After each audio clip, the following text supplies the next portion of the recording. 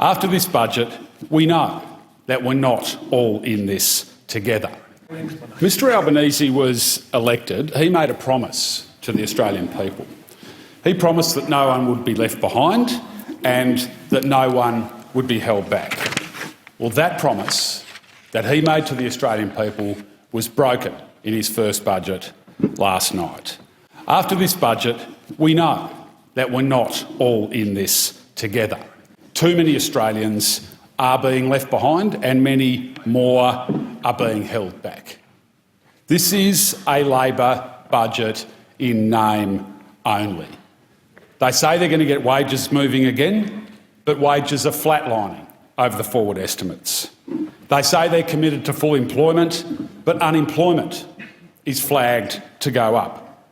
They say they're providing cost of living relief, but those on the lowest incomes are going to bear most of the pain. The Treasurer's buzzword is responsible. But if you're leaving behind people who need it most, if you are publicly subsidising the burning of fossil fuels in the middle of a climate crisis, this cannot be considered as a responsible budget. There is more than a whiff of austerity about this budget, because it's the people in our country who are the least well off who will feel the most pain. And meanwhile, in a deliberate policy choice, the stage 3 tax cuts for billionaires, for CEOs and for politicians are baked in. It's champagne for the top end and it's real pain for the people who are doing it the toughest. And we're facing two crises here, a cost of living crisis and a climate and ecological crisis. People's incomes are going down and people's homes are ending up underwater. Food is getting more expensive. Groceries have risen 17% this year, and too many Australians simply cannot afford fresh fruit and vegetables. And thanks to the climate crisis-fuelled floods around this country, food prices are flagged to go up even more. And meanwhile, the big corporations, like the big two supermarkets, are raking in mega profits. Housing's getting more expensive. Rents are currently rising 4 times faster than wages. But if you've got wealthy parents, you're going okay. Young people are being locked out of the great Australian dream of owning their own home. They're being forced into unsafe tenancy just to keep a roof over their heads. Electricity is going through the roof. Bills are going to go up at a retail level by 56% over the next 2 years, and we are being extorted for our own gas by multinationals who send the profits offshore. We're in the middle of a global gas boom, and our gas tax is so utterly rorted by the big corporations that we're actually going to get less tax as a result. There is a $500 million reduction in the petroleum resource rents tax revenue forecast in this budget. Childcare going up, education going up, transport going up. There is real pain for a lot of people in this budget. But instead of doing something significant to provide genuine and immediate cost of living relief, we've got a Treasurer who's playing at the margins with many measures that are delayed and won't be implemented now when people need the help. As I said, wages aren't going to move. We've got too many people in insecure work, too many people suffering from wage theft.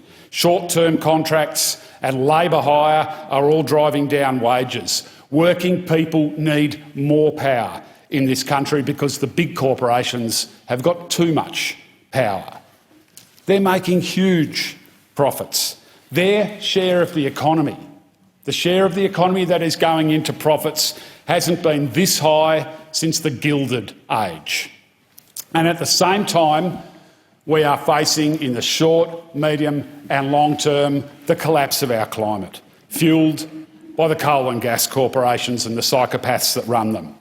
And the climate crisis is part of what is driving the cost of living crisis: insurance costs, damage to infrastructure, disruptions to supply chains, including food supply, or just your suburb or your town going underwater or burning in a bushfire.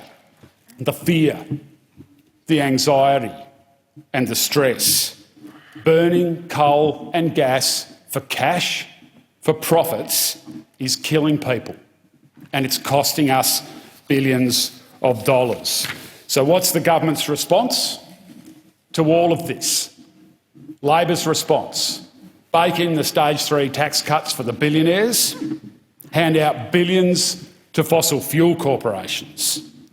They're driving inequality higher and pouring petrol on the climate fire. Labor is leaving too many people behind. The stage 3 tax cuts will destroy Australia's progressive income tax system. They're going to give a $9,000 a year tax cut to the billionaires and to the CEOs and to everyone who sits in this place as either a senator or an MP. They will benefit predominantly already very wealthy, rich, old white men, but they won't benefit many young people, they won't benefit as many women as men, and they won't benefit as many people of colour as they do white people.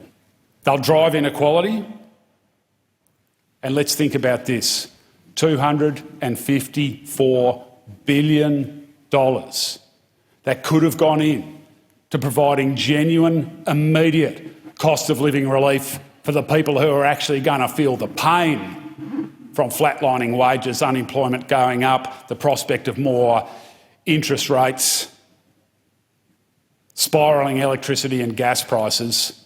We could have helped them out and done much more for them, but no. The Treasurer made a choice last night to look after the top end and walk away from those people. We could put in place a rent freeze so people's rents were more affordable. We could wipe student debt so that young people and people who finished their university degrees would actually have more money in their pockets. We could make dental and mental part of Medicare. We could make childcare free. These measures won't drive inflation, as the Treasurer would have you believe. They'll reduce inflation and they will improve people's lives. And I want to remind people, improving people's lives is the whole point of government. It's why we're all here.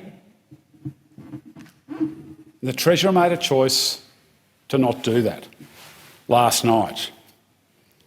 And what his choice was, is at a time when people are trying to work out whether they're going to pay their power bills or afford the groceries, when they're making huge sacrifices to keep their heads above water, at a time when inequality is at record highs, we have a Labor government giving the richest people in this country another $9,000 a year. So if you're someone who works in a pub or cleans in a school or hospital or looks after a shop, or if you're one of the people who had to leave home and work during the pandemic, you're very unlikely to benefit from these tax cuts, because remember, there is nothing in the stage 3 tax cuts for somebody on a minimum wage. What sort of Labor Party abandons progressive taxation? The international environment didn't make the Labor Party do this. It wasn't the war in the Ukraine. The Liberal Party didn't make the Labor Party do this. It was a Labor choice to do this. Now, this budget also hands out billions in public subsidies, actually tens of billions in public subsidies to the big fossil fuel corporations. Now, these corporations are driving the climate crisis, which is turbocharging extreme weather, and it's wreaking havoc across this continent and across the world, and wreaking havoc with people's lives. And those corporations in the main send their profits offshore and they rip off Australian consumers. The unions understand it, the welfare sector understands it, Many economists in this country understand it. People in the pubs and the cafes picking up their kids after school, they understand that giving billions of dollars to people who don't need it, whether it's the top end of town or the big fossil fuel corporations, a handout during a cost of living crisis and a climate crisis is just dumb. It is dumb and it is counterproductive. Now, Labor used to be the party of working people. And yes, Labor's fiddled at the margins on cost of living relief in this budget. They're prepared to reduce the cost of childcare for some people in a while at the margins, bit here, bit there, build a few new affordable homes. And I might add, it's not 1 million new homes that this budget is delivering. It's actually 10,000 when you look at the detail. The headline's 1 million. The budget detail says 10,000, and cross your fingers and hope that the private sector builds the other 990,000. But what you can see in this budget is a Labor Party that's lost its appetite and lost its nerve for nation-building big reforms. One of the most disappointing things is that in this parliament, we've actually got the numbers to change things for the better. If Labor would work with the Greens, we could scrap the stage 3 tax cuts. We could pass measures which dramatically reduce the cost of living, dental and mental into Medicare, freeze rents, make childcare and education free, wipe student debt, expand Medicare. We could make the gas corporations and the fossil fuel corporations actually pay their fair share of tax. But Labor has lost its nerve. We've been robbed, swindled, scammed and stood over by some of the world's biggest, most powerful and most polluting corporations. They give donations, they get special treatment, they're stealing our gas and they're selling it overseas and they're funneling their profits overseas. Yep. The government of Australia for far too long has been an entity that is owned lock, stock and smoking barrel by the resources industry. Shame. If Labor had the courage, we've got the numbers. If we work together, we could pass measures that would drive down the cost of living without increasing inflation. If we got past the neoliberal ideology, if we stood for the people and not the big corporations and the wealthy, we could make a huge difference. We stand ready to raise Newstart to $88 a day so that people don't have to live in grinding daily poverty.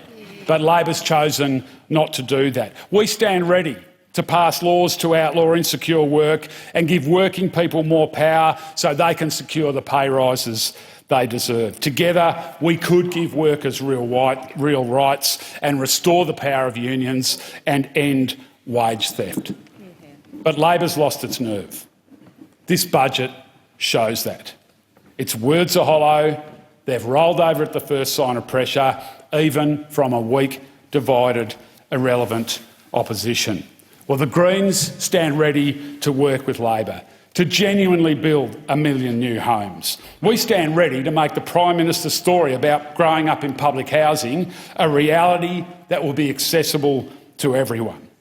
But instead of ending the public housing waiting list, under this government, public will be languishing on the waiting list for years. We need more than a story from the Prime Minister. We need the foot to be taken off our neck. Now, I want to say something about inflation, because the Treasurer has missed a fantastic opportunity here. He's missed an opportunity because he's too busy blaming inflationary pressures on what's happening around the world. And of course, there are things happening around the world: conflict, climate change, supply chain issues. Of course they exist. But domestically, what we do know is it's not wages driving inflation. It is corporate profiteering that is driving inflation in this country. And what we need to address that is a corporate super profits tax. So there's no need for the Treasurer to wring his hands and pretend that he's got no levers to pull to address inflation in this country. There is no need for the Treasurer to stand back and watch as the Reserve Bank continues to pile interest rate rise on top of interest rate rise, condemning the less well-off in this country to yet more pain. He needs to pull the lever, introduce a corporate super profits tax and rein in the rampant price gouging of the big corporations.